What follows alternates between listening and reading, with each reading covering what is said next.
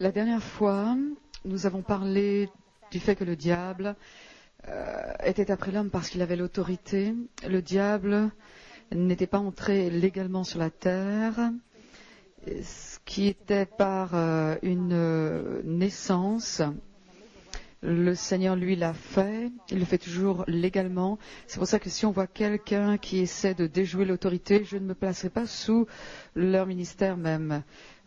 Il importe que chaque structure d'autorité soit respectée. Même Jésus lui-même est né légalement sur la terre. Mais dans Genèse 3, le diable vient vers Adam parce qu'il sait que Dieu lui a donné autorité, lui a donné la capacité, le droit et le privilège d'utiliser sa puissance.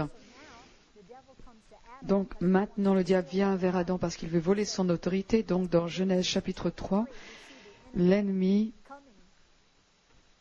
se présente à Adam et Ève, verset 4, même verset 1. Vous le connaissez, mais on peut commencer verset 1. Le serpent était le plus rusé de tous les animaux des champs que l'Éternel Dieu avait fait. Maintenant, pendant un instant, il est dit que le serpent était le plus rusé de tous les animaux des champs. Mais vous rappelez que dans Genèse, chapitre 1, verset 30, il est dit à tout animal, tout ce qui se meut sur la terre, ou alors des champs, je vous ai donné domination, autorité. Donc certains disent, mais pourquoi est-ce que Dieu ne fait pas quelque chose? Il a déjà fait quelque chose. Il a donné autorité à Adam et à Ève. Certains disent, pourquoi est-ce que Dieu ne fait pas quelque chose dans ma vie? Et pourquoi n'intervient-il pas? Pourquoi n'agit-il pas?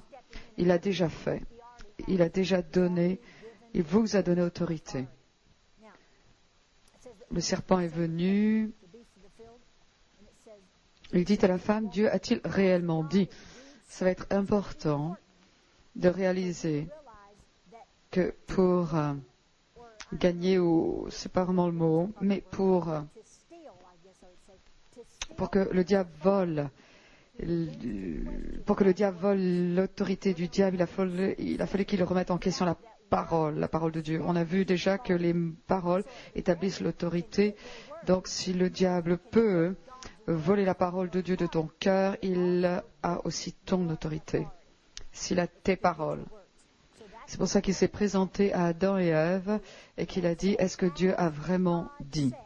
Parce que si Adam et Ève ne restaient pas avec la parole de Dieu, ils ne restaient pas non plus sous l'autorité de Dieu. Et s'il laisse aller la parole, il laisse aller l'autorité. Dieu a-t-il réellement dit, vous ne mangerez pas de tous les arbres du jardin? La femme répondit au serpent, nous mangeons du fruit des arbres du jardin. Mais quant au fruit de l'arbre qui est au milieu du jardin, Dieu a dit, vous n'en mangerez point et vous n'y toucherez point, de peur que vous ne mouriez. Alors le serpent dit à la femme, vous ne mourrez point, mais Dieu sait que le jour où vous en mangerez, vos yeux s'ouvriront et que vous serez comme des dieux, connaissant le bien et le mal. Alors arrêtons-nous. Il est dit, vous serez comme Dieu. Ils étaient déjà comme Dieu. Le diable est un menteur. Vous savez que quelquefois, il vient, vous allez échouer ou vous n'allez pas réussir et vous êtes déjà en train de réussir. Il vous dit que vous allez tomber dans le péché ou vous ne pouvez pas rester loin de tel péché, vous ne pouvez pas y résister et vous êtes déjà en train de le faire.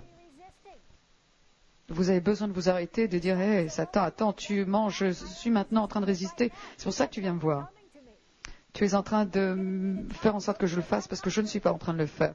Tu essaies que j'aille dans telle direction parce que je n'y vais pas.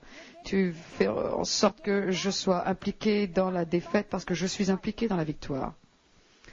Ils étaient déjà comme Dieu. Ils avaient été créés à l'image de Dieu, à la ressemblance de Dieu. Mais le diable est venu pour obtenir l'autorité d'Adam. Dès qu'Adam et Ève ont cru en ce que le diable avait dit et qu'ils ont désobéi à Dieu, ils se sont sortis de dessous l'autorité de Dieu et ils ont donné leur autorité au diable. Ainsi, ils se sont placés sous l'autorité du diable et ils ont commencé à être dominés par le diable parce que c'est ce que le diable veut faire. Il veut vous dominer. Alors, attendez, on va voir un instant. Ce qui se passe ici, c'est que le diable dit non, tu ne vas pas manger, tu ne vas pas mourir si tu manges tard.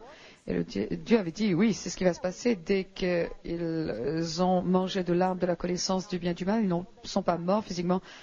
Comment sont-ils morts? Ils sont morts spirituellement. Ce n'est rien de plus que d'être séparés de Dieu. Qu'est-ce qui les a séparés de Dieu? Quand ils ont cru des paroles qui étaient autres que celles de Dieu. Et les paroles établissent l'autorité. Donc quand ils se sont laissés influencer par les paroles du diable, ils ont dit bon, alors on ne va pas mourir, on sera comme Dieu. Ils ont cru en ces paroles, donc ils se sont par eux-mêmes placés sous son autorité. C'est pour ça que les mots sont si importants, les mots que vous parlez. Quand Adam et Ève sont placés sous l'autorité du diable, ils avaient autorité, mais quand ils ont choisi de suivre Satan, eh bien, cela fait en sorte que le diable est devenu le dieu de ce monde. Ils ont donné leur autorité au diable. Regardez, s'il vous plaît, dans 2 Corinthiens, chapitre 4.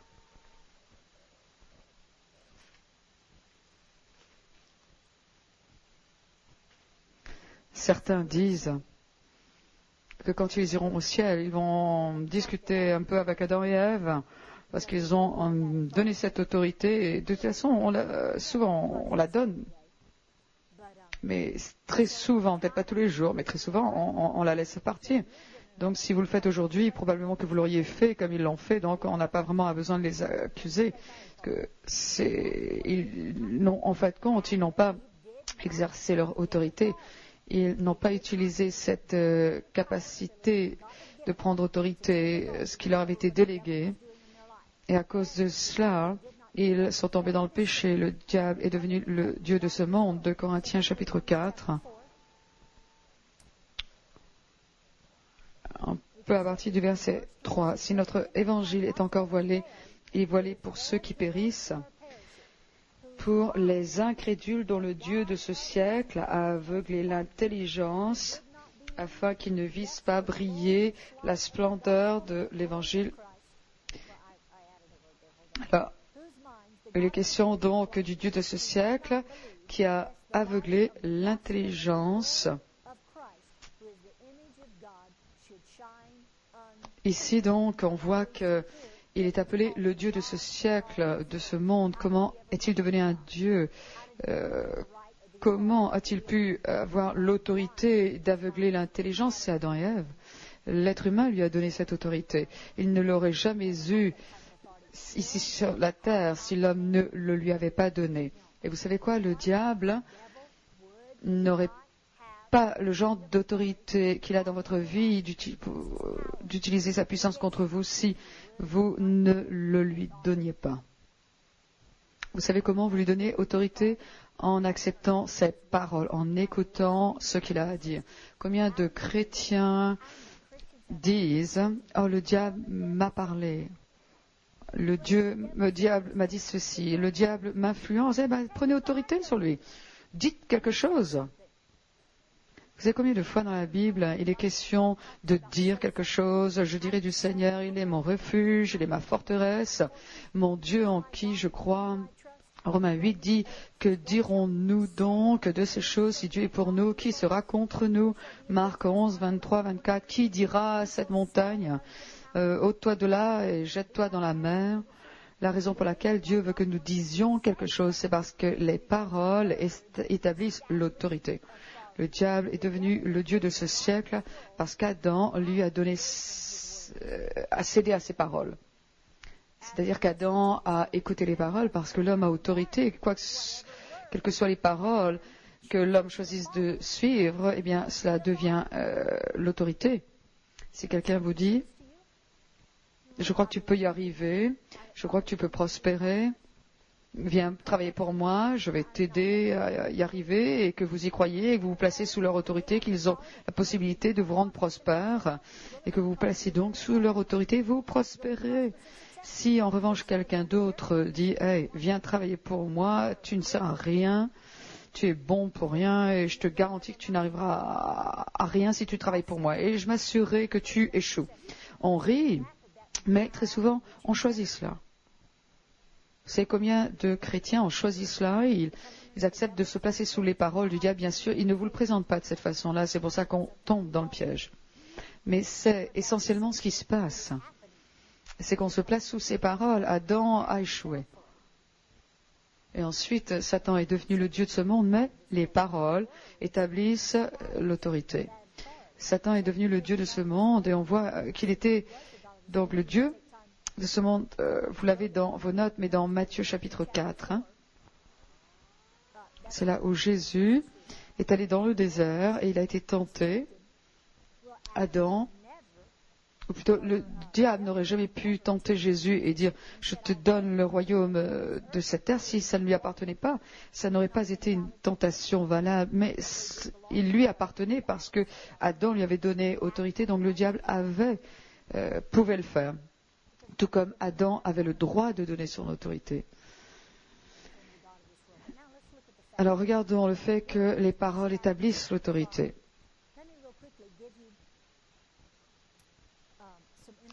Regardons quelques informations au sujet du mot information. En hébreu, c'est dans Proverbe 29.2, c'est utilisé une seule fois. Et dans certaines traductions, ça n'est même pas le mot autorité qui est utilisé, le verbe. Donc Proverbe, et quelquefois donc chose un petit peu différente.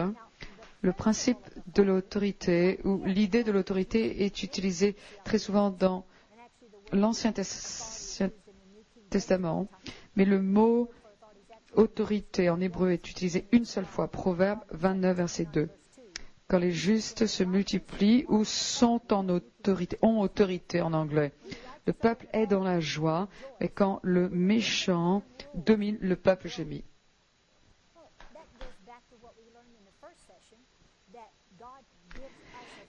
Cela nous rappelle de ce que nous avons appris lors de la première session, c'est que Dieu nous a donné l'autorité pour édifier les gens. Donc de toute façon, quand les justes ont autorité, le peuple est dans la joie parce qu'il est édifié, il est béni.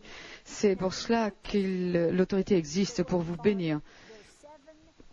Dans le Nouveau Testament, le mot autorité a 7 mots différents en grec. Vous croyez que Jésus essaye de nous faire comprendre quelque chose? 7 mots différents définissent l'autorité. 4 sont des noms et le reste sont des verbes. Et quand il s'agit d'un nom, il est question de ce qui est légal, ou alors de la liberté dont nous bénéficions. Il est aussi question d'être selon un ordre, un commandement, une haute position. Il est question donc de position gouvernementale ou dans les cieux. Et aussi utilisé pour décrire la puissance, la force. Les 3 verbes pour le mot autorité sont puissance, puissance renforcée. C'est la puissance ou le pouvoir est appliqué en quelque sorte. Quelqu'un utilise sa position d'autorité. C'est une domination qui agit d'elle-même. C'est-à-dire, il faut le faire soi-même. Il faut exercer soi-même autorité. Le pasteur ou moi-même, nous pouvons vous parler de toute l'autorité que vous avez. On peut vous la donner précepte par précepte, mais il faut que vous l'utilisiez vous-même. Ça ne suffirait pas sinon. Un autre verbe dans le Nouveau Testament, il est question d'exercer l'autorité. Le mot parle aussi d'exercer, d'utiliser l'autorité. Donc, en reprenant le fait que l'autorité est établie à travers les paroles, vous vous rappelez que dans Genèse 1, verset 26, Dieu dit ici que l'homme domine. Pourquoi l'homme dominait-il? Parce que Dieu l'a dit, que l'homme domine. Que l'homme domine, et qu'il ait autorité parce que Dieu l'a dit. L'homme n'aurait jamais su qu'il avait autorité, à moins que Dieu n'ait établi cela à travers des mots. L'autorité est établie par des paroles. Dans Ésaïe chapitre 9, ça c'est une illustration, mais il y en a beaucoup d'autres. Dans l'Ancien Testament, l'autorité de Jésus a été établie à travers des paroles. Même Jésus, en tant que garçon, quand il était dans le temple, les scribes et les pharisiens étaient étonnés de sa connaissance, de la connaissance qu'il avait de l'Ancien Testament, mais une des choses qu'il découvrait dans les Écritures de l'Ancien Testament, c'était son autorité. Son autorité, elle avait été établie par des paroles. Ésaïe chapitre 9, c'est une prophétie concernant Jésus, mais il a fallu que Dieu parle cela sur la terre parce que cela établissait l'autorité de Jésus. Verset 5, il est question ici donc d'un enfant qui nous serait né, donc c'est l'entrée légale sur terre. Donc, car un enfant nous est né, un fils nous est donné, et maintenant un enfant devait naître, et un fils devait être donné. Parce que ce n'était pas le fils d'un père terrestre, il était donné, Dieu le donnait. Et la domination, ou le gouvernement en anglais, reposera sur son épaule. On l'appellera admirable, conseiller, Dieu puissant, Père éternel, Prince de la paix, donné à l'empire de l'accroissement et une paix sans fin au trône de David et à son royaume, l'affermir et le soutenir par le droit et par la justice, dès maintenant et à toujours. Voilà ce que fera le zèle de l'Éternel des armées. Pourquoi Dieu a-t-il fait en sorte que Ésaïe prophétise cela? Parce qu'il fallait établir cela. Il fallait parler ces paroles concernant Jésus. Et à chaque fois que vous avez besoin d'un conseiller, je ne suis pas contre le fait de conseiller, mais beaucoup de ce qui se passe n'est pas nécessaire parce que Jésus est le conseiller. Dans le Nouveau Testament, on sait aussi que le Saint-Esprit est un conseiller. Il n'y a pas très longtemps, j'allais à une réunion de Kenneth Hagin. Et avant de me rendre à la réunion, je priais, je parlais à Dieu. Il y a 4 choses. J'avais 4 questions. Il me fallait des réponses à voir avec l'Église, le ministère, à titre personnel. Je priais au propos de ces 4 choses. Et j'avais pensé appeler les caseman et leur poser quelques questions. Mais je me suis dit non, il faut que je me dépêche pour aller aux réunions. Et à l'intérieur, le Saint-Esprit m'a dit, je suis ton conseiller. Et j'ai dit, ok, alors maintenant donne-moi les réponses. Et en 5 minutes, il m'a donné ces 4 réponses. Premièrement. Et ensuite, il lui a dit, mais il faut que tu demandes. Et je n'étais pas tout simplement en train d'exercer mon autorité. Ça avait déjà été établi que nous avons un conseiller. Il y a d'autres moments où Dieu me dit, eh bien, appelle. Parce que Dieu a aussi établi d'autres autorités qui sont les pasteurs, etc. Personne n'a toutes les réponses, on a besoin des autres, mais trop souvent, on oublie qu'on a le conseiller en nous. Et il peut même nous dire qui peut nous conseiller, à vrai dire. Et quelquefois, il dit non, il faut que tu m'écoutes et que tu n'ailles vers personne d'autre, que tu m'écoutes. Mais souvent, on ne veut pas prier, on veut que les autres le fassent à notre place.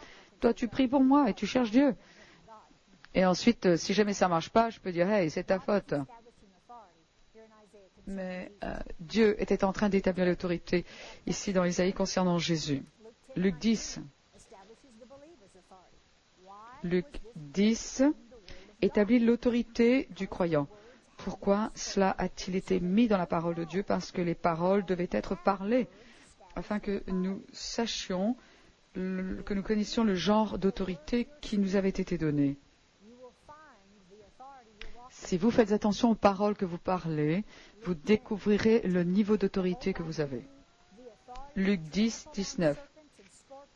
Voici, je vous ai donné le pouvoir de marcher sur les serpents et les scorpions et sur toute la puissance de l'ennemi, et rien ne pourra vous nuire.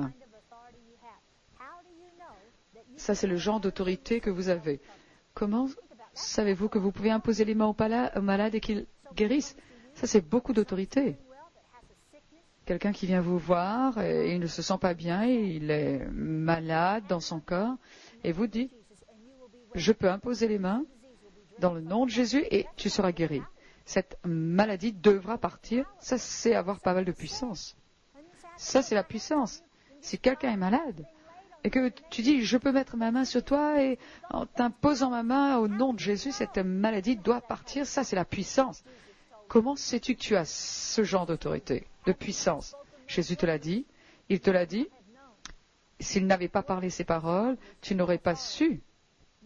Les paroles établissent ou définissent l'autorité.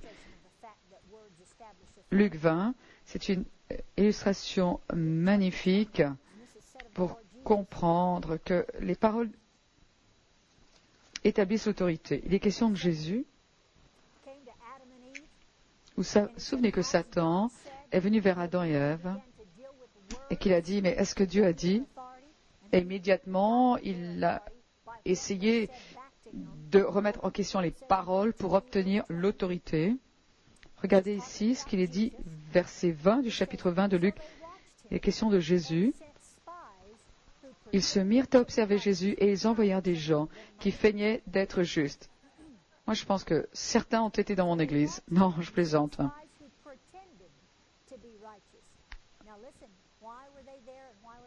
Ensuite, pourquoi ces gens étaient-ils là?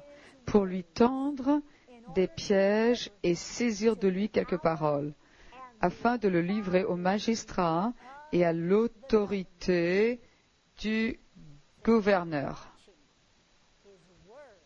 Voilà, ils étaient en train de l'observer, ils écoutaient ses paroles parce qu'ils savaient que s'il parlait les mauvaises paroles, ils pouvaient le saisir. Et ensuite, l'amener devant le magistrat et le gouverneur. Vous savez comment le diable vous a sous votre autorité? Il saisit tes paroles. Parce que légalement, on a un niveau d'autorité parce qu'on est sur cette terre, tout particulièrement en tant que chrétien. Jésus était le Fils de Dieu. Et cependant, il est dit qu'il savait. Ces gens religieux savaient qu'ils pouvaient observer ses paroles. Bien sûr, ils agissaient en fonction de ce que leur père, le diable, leur demandait de faire. C'est ce que Jésus a dit. Et ils écoutaient ces paroles afin de saisir. Comment est-ce que le diable saisit ta prospérité? Avec tes paroles. Est-ce que le diable a saisi tes bénédictions? Avec tes paroles. Même si tu as l'autorité de prospérité, d'être béni, tu as la parole de Dieu, la puissance de Dieu, la capacité de Dieu d'être en bonne santé, mais il peut saisir tout cela à cause de tes paroles. Pourquoi est-ce qu'un chrétien peut être déprimé? Mais si vraiment on y pense, on est né de nouveau, on a l'amour de Dieu, Dieu nous aime, il est pour nous, il pourvoit tous nos besoins. Pourquoi sommes-nous déprimés? À cause de ce que nous disons. À cause de ce que nous disons. Le diable saisit nos pensées. Et si vous ne croyez pas avoir autorité sur le diable, c'est uniquement à cause de tes paroles. Même peut-être pendant cette session, tu as dit, je n'ai pas ce genre d'autorité. Bien sûr, ne dis pas ça. Ne dis pas ça. Il te saisira et il te mettra sous ses paroles, sous son autorité. Quoi que ce soit, quelles que soient les paroles auxquelles tu obéisses, ça, c'est l'autorité sous laquelle tu te places. Quelles que soient les autorités, les paroles auxquelles tu obéisses, si tu obéis aux paroles du diable, tu es sous son autorité. Si tu obéis à celle de Dieu, tu te places sous son autorité. Et souviens-toi, l'autorité à avoir avec la puissance, je préfère être sous la puissance de Dieu qui me bénit plutôt que d'être sous celle du diable qui me domine. Ici, on peut voir aussi Proverbe 18, 20. On utilise beaucoup cette écriture. La parole ne vieillit jamais. Peu importe combien de fois on a lu les Écritures, on les a utilisées, on a besoin de les entendre encore.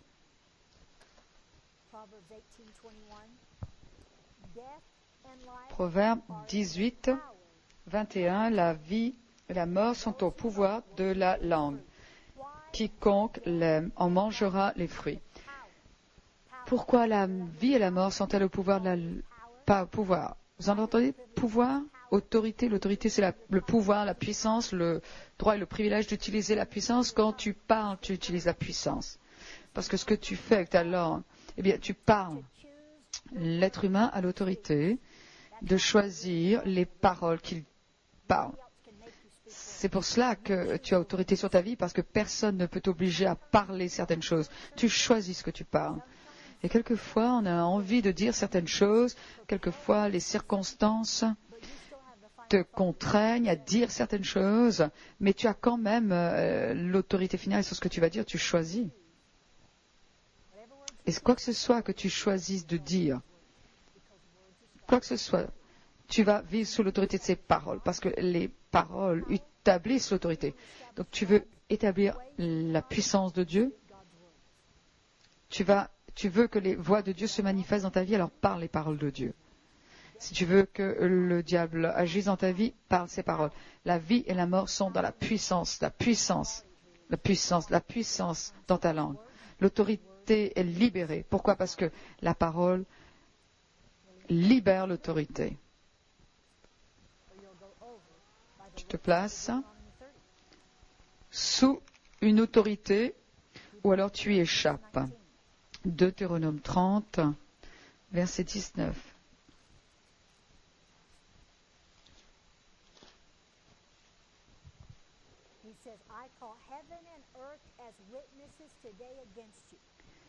J'en prends aujourd'hui témoin contre vous le ciel et la terre. J'ai mis devant toi la vie et la mort, la bénédiction et la malédiction.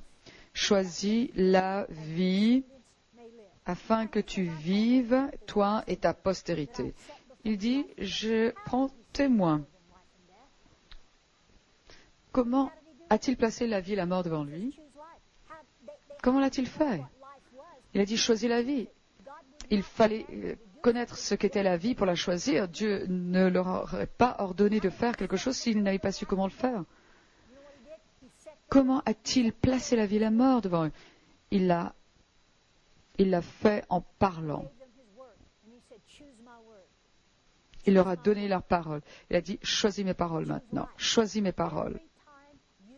Choisis la vie. À chaque fois que tu choisis de parler les paroles de Dieu, tu choisis la vie. Et quiconque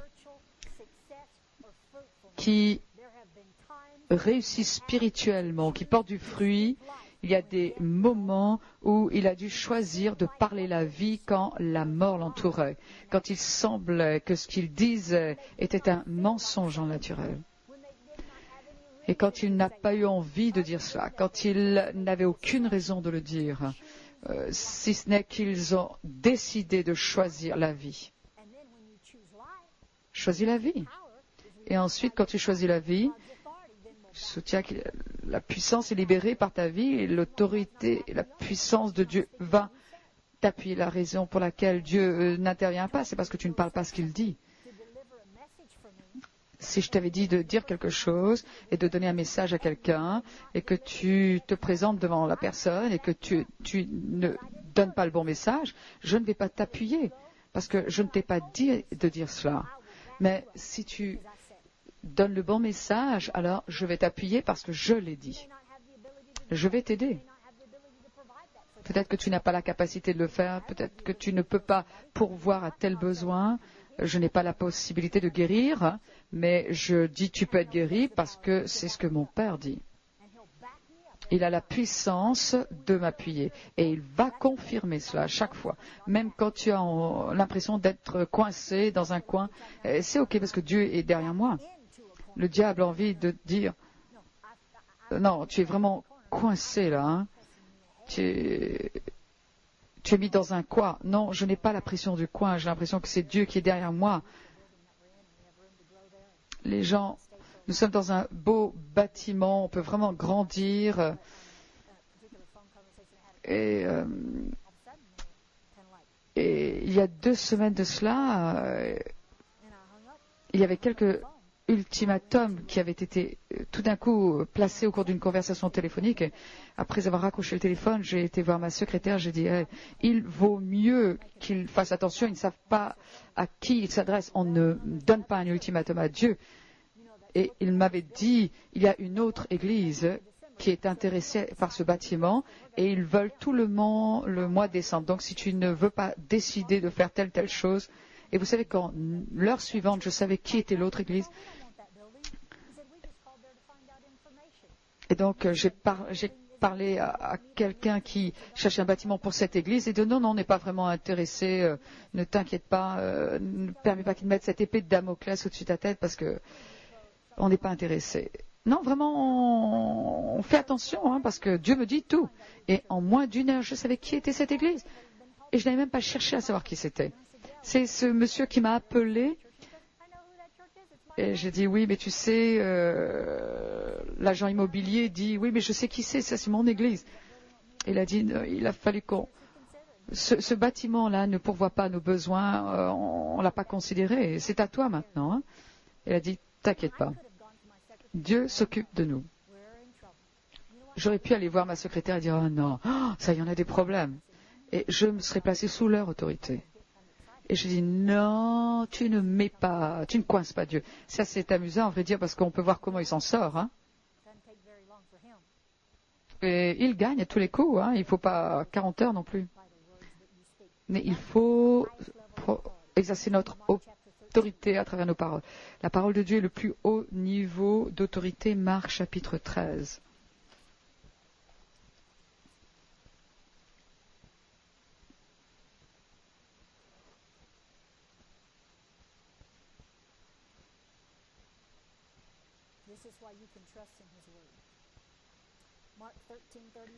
C'est pour ça qu'on peut faire confiance à sa parole. Verset 31, le ciel et la terre passeront, mais mes paroles ne passeront point. Peu importe ce qui s'écroule autour de vous, peu importe ce qui se passe, qui est passé, ce qui arrive, peu importe. Sa parole ne passera pas. Ça y est, terminé. Peu importe ce que les docteurs disent, peu importe ce que ton passé te dit, peu importe ce que les gens te disent à propos de ton ministère, sa parole a autorité finale et tu réussis. C'est ce qu'il dit. Il a dit tu peux tout faire par Christ qui te fortifie. Il a dit que tu es plus que vainqueur. Il a dit qu'il fera toujours en sorte que tu triomphes. Il te donnera toujours la victoire, toujours. À chaque fois, il a dit, il te bénira, il te rendra prospère, il te gardera, protégera toujours. Le ciel et la terre peuvent passer, mais pas ses paroles. Psaume 138. Le diable cherche tes paroles. Il sait que s'il peut avoir tes paroles, il a ton autorité. Psaume 138, verset 2.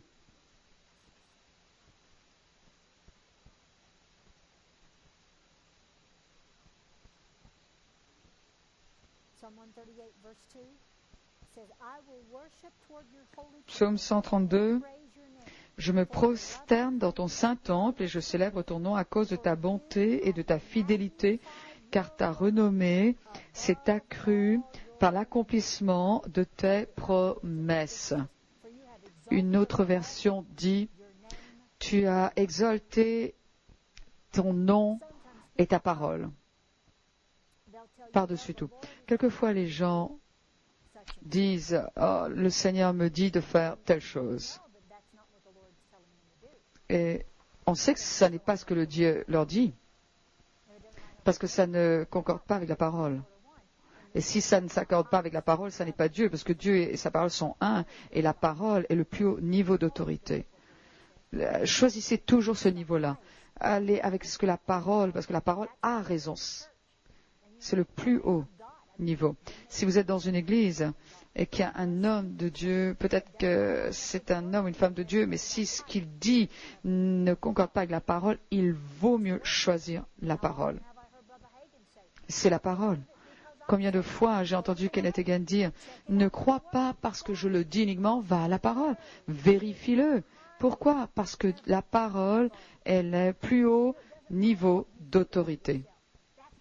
Et peu importe ce que tu penses de toi-même, tu n'es pas le plus haut niveau. Certains disent, oh, c'est moi qui ai raison. Moi, je suis un expert. J'ai l'autorité. Non, c'est la parole qui est le plus haut niveau. Je sais que c'est la parole de Dieu, mais je pense que pour moi, ça va être différent. Je sais que la parole dit de ne pas se marier avec un inconverti, mais je crois que si je le marie, il va devenir un chrétien. Je crois que Dieu va m'utiliser. Non, non, non. Le Saint-Esprit dit non, non, non. Comment tu le sais? Je sais. Je sais, je n'ai pas besoin de prier. Je n'ai pas besoin de chercher la face de Dieu. Je sais, parce que ça ne concorde pas avec la parole. Dieu ne le dit pas. Parce qu'il ne se contredit pas, il n'a pas trois personnalités. Il ne dit pas un jour une chose et autre chose un autre jour. Ou nous, oui. Non, pas nous, certains. Mais la parole est le plus haut niveau d'autorité. Tu peux compter dessus. C'est pour ça que l'Esprit de Dieu se mettra toujours d'accord avec la parole. Hébreux chapitre 1.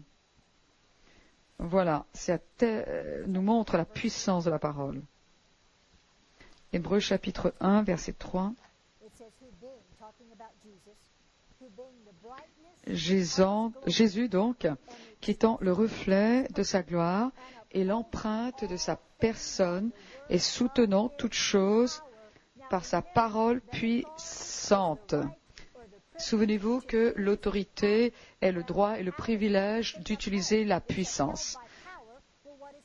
Comment tout est soutenu par la puissance? Qu'est-ce que la puissance? La parole, c'est pour ça que les paroles établissent l'autorité. Quand tu utilises sa parole, tu utilises sa puissance et il te donne l'autorité d'utiliser sa parole. Donc tu exerces son autorité quand tu utilises sa parole. Et il est dit, toutes choses sont soutenues par la parole puissante, a fait la purification des péchés, s'est assis à la droite de la majesté divine dans les lieux très hauts. Ici, puissance et dynamisme, c'est-à-dire que l'autorité n'est pas supérieure à la parole qui est prononcée. Il a la puissance dynamique ou dynamite. Il se peut que je manque de temps, mais c'est intéressant quand même. Hein. Il faut que je vous le dise. Ce podium, cette estrade, tout est fait par la parole, vous savez. Hein. Tout est fait par la parole. Dans le naturel, les scientifiques disent que c'est par neutrons, etc. Mais en 86, les scientifiques ont fait une découverte extraordinaire. Ils ont découvert que la plus petite particule de la matière était appelée, ils pensaient que c'était la plus petite des particules, c'était en 86, hein. Ils l'ont appelée quark, Q-U-A-R-K. Ils ont pensé que c'était la plus petite particule de la matière et ensuite ils ont poussé les recherches et ils ont découvert qu'il y avait quelque chose encore plus intéressant. Le quark est fait d'ondes sonores. C'est qui est parlé. On aurait pu leur dire cela. Les paroles. La puissance. Dieu a dit qu'il soit ainsi. Pourquoi y a-t-il la lumière? Dieu l'a dit. Si tu ne penses pas que Dieu est encore en bonne santé et vivant, eh bien, regarde un peu si demain matin, quand tu te lèves, le soleil ne se lève pas aussi. Peu importe ce que le diable te dit, hein, ça va se lever. Même quand Jésus vient, eh bien, le soleil va se lever. Mais il dit, il soutient toutes choses. Cette estrade, tout autour de nous, est soutenu par la puissance de sa parole. Il a la puissance de Jean 8, 32. Il dit que le Fils te rend libre et tu connaîtras la vérité te rendra libre. Pour que tu sois libre, il faut qu'il y ait la puissance de te libérer. Si tu étais incarcéré en prison, je ne pourrais pas venir et te libérer à moins que j'aie l'autorité. Si j'étais un juge et que j'avais autorité, alors je pourrais venir te libérer. J'ai la puissance de te libérer. Alors, la parole a cette puissance, cette autorité. Et si tu commences à la parler, tu sera libre. Mais ce qu'il faut faire, il faut choisir. Choisir. Il a mis devant toi la vie et la mort. Il faut choisir cette puissance. Choisir d'être libre. Regardons Matthieu chapitre 4. On n'a pas terminé dans notre dernière session.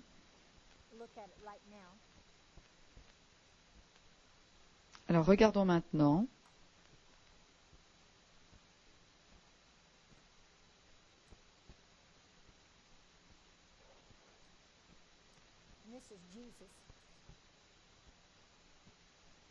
Ici, il est question de Jésus.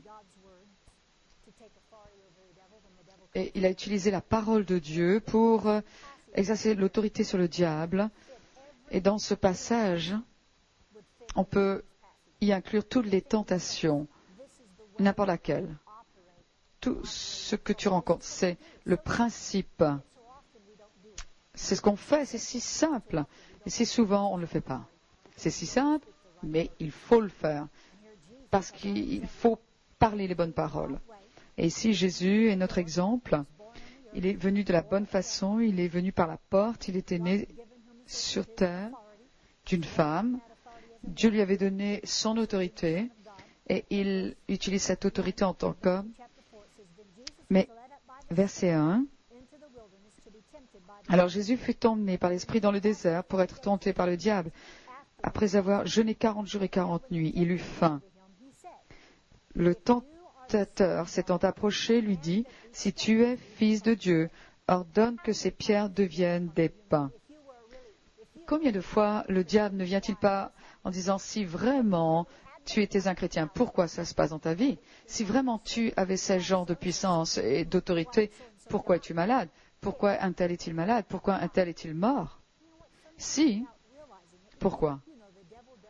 Quelquefois, sans réaliser, parce que le diable ne vient pas devant nous avec une fourche et puis une longue queue, style moyenâgeux. Non, il vient dans nos pensées. Dans nos pensées. Et il met des questions. Dieu ne peut pas t'utiliser dans le ministère, regarde ton passé. Si vraiment tu étais appelé au ministère, quelqu'un aurait dit quelque chose, ne penses-tu pas? Non, si. Et à nouveau, ça c'est la réponse à tous les si. C'était une tentation véritable. Si tu es le Fils de Dieu, prouve. Et ensuite, la réponse de Jésus, il a exercé son autorité en utilisant la parole de Dieu. Mais il a répondu, il est écrit, l'homme ne vivra pas de pain seulement, de toute parole qui sort de la bouche de Dieu. On pense, c'est que vraiment on ne peut pas vivre à moins qu'on ne vive par sa parole. Galates 2, 20 dit, j'ai été crucifié avec Christ, néanmoins je vis.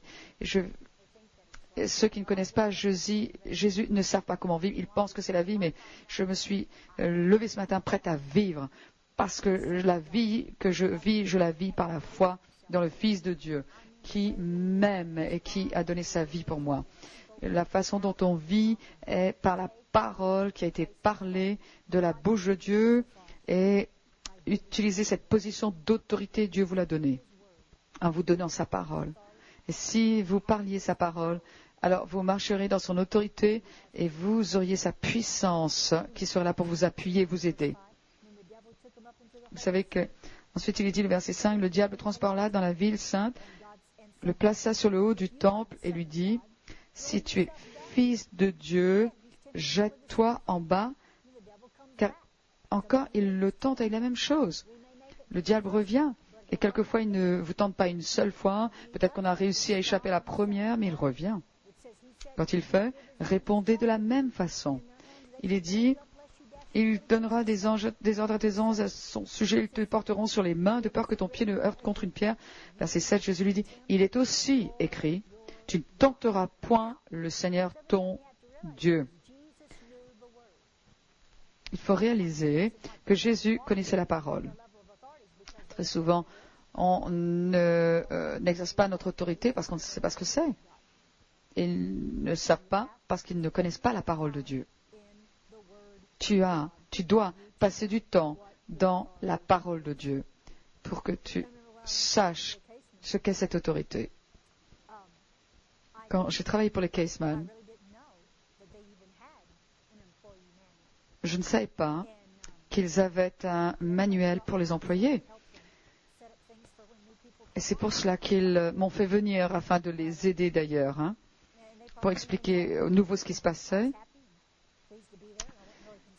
Ils m'ont probablement dit, mais je ne cherchais pas toutes sortes de bienfaits, mais je n'avais pas lu ce manuel.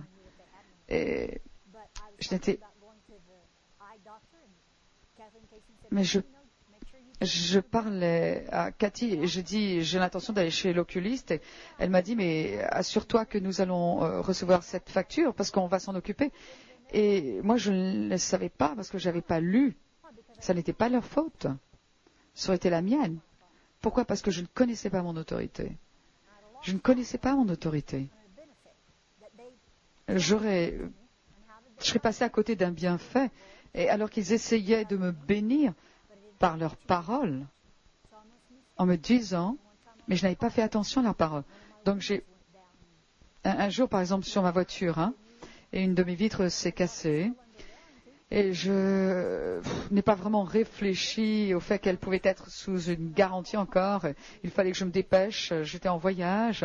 Donc de retour à la maison, j'ai fait les réparations et je me suis dit, attends là, je suis sûr que c'est encore sous une garantie. Et c'est ce qui s'est passé. J'ai regardé le contrat et j'ai lu ce qu'ils m'ont dit. Et parce qu'ils m'avaient dit, alors j'avais le droit ou le privilège d'avoir une nouvelle vitre à leur dépens. Parce qu'ils m'avaient dit, très souvent on ne sait pas quels sont nos privilèges. Beaucoup de gens sont malades, vaincus, déprimés. Ils n'ont aucune paix. Pourquoi? Parce qu'ils ne savent pas que cela a été leur donné. Jésus dit qu'il est notre paix. Jésus a continué à répondre par la parole. Et le diable ne s'arrête pas. Verset 8. Verset 8, il est dit encore. Qui a déjà entendu ce mot encore? Vous parlez la parole et il revient encore.